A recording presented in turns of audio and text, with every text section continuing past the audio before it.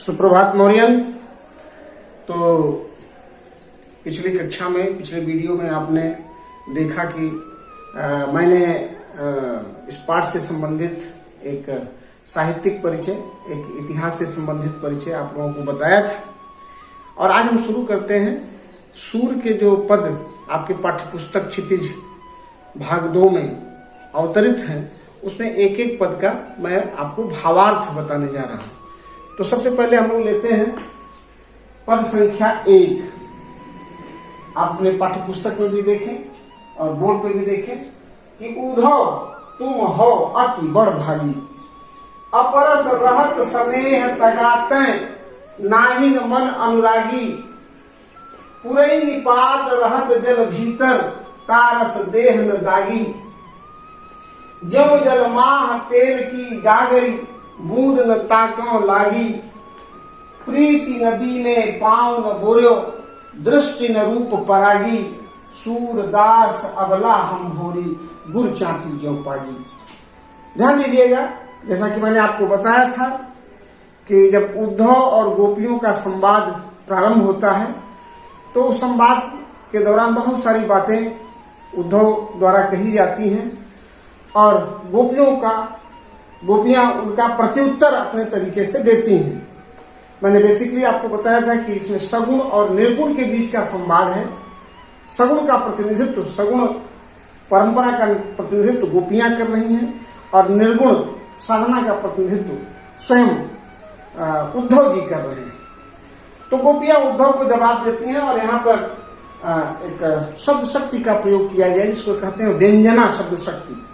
व्यंजना शब्द शक्ति माने जब किसी बात को व्यंग्यात्मक तरीके से कहा जाता है, तो गोपियां यहाँ व्यंग करते हुए कहते हैं कि उद्धव, हे उद्धव जी तुम हो, माने आप हैं अति बड़ भागी। यहाँ पर गोपियां व्यंग करते हुए कहती हैं कि आप बहुत भाग्यशाली हैं। वास्तव में वो ये कहना चाहती हैं कि हे उद्धव आप बहुत बड़े अभागे हैं, क्योंकि इस अति बड़ भागी में व्यंजना शब्द शक्ति का प्रयोग किया गया है। कहते हैं कि हे उद्धव आप बहुत बड़े अभागे हैं। क्यों?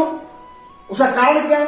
कहते हैं कि अपरस, अपरस मतलब अछूते, अपरस माने अछूते, रहत माने रहते हैं, स्नेह, स्नेह माने स्नेह प्रेम, तगा, तगा माने धागा।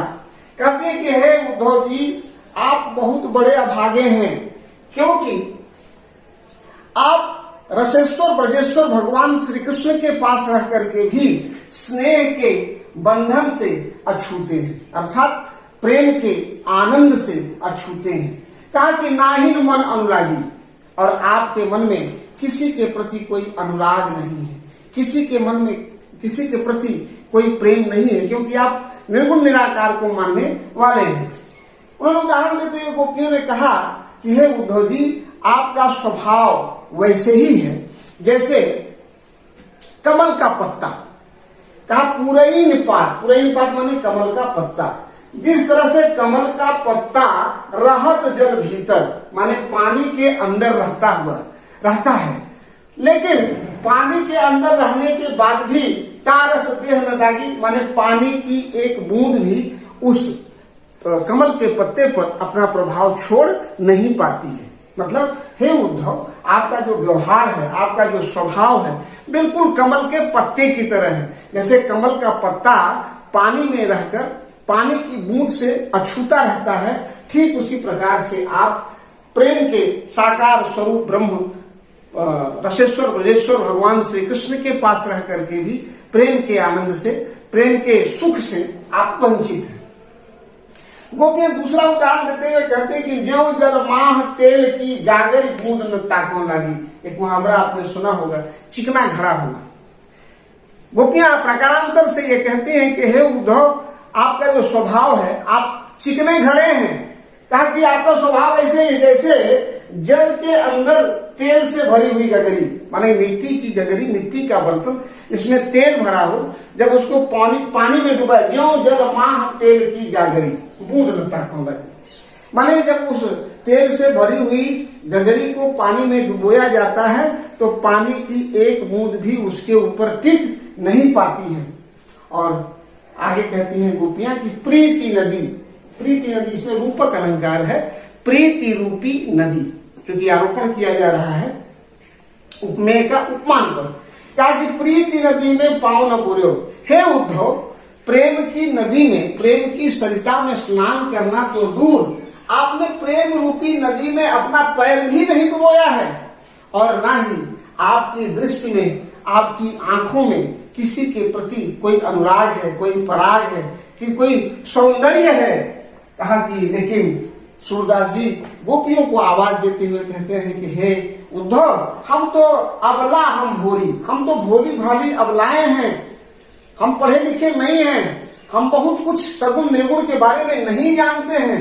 हमारा प्रेम तो वैसे ही है जिस प्रकार से चींटियां गुड़ से प्रेम करते हुए गुड़ के निकट जाती हैं और उसे समाहित होकर के प्राणांत उनका हो जाता है। उड़ते हुए पतंगे जलते हुए लौ के पास जाते हैं, उसमें जल भले जाते हैं, लेकिन परवाने समा से प्रेम करना छोड़ते नहीं हैं। हमारा भी ठीक उसी प्रकार से है कि हम श्री कृष्ण के प्रेम में इतने अनुरक्त हैं कि हम उसी प्रकार से उनके प्रेम में सने हुए हैं जैसे चींटियां गुड़ के साथ सनी होती हैं। इस प्रकार से ये इस पद का भावार्थ हुआ।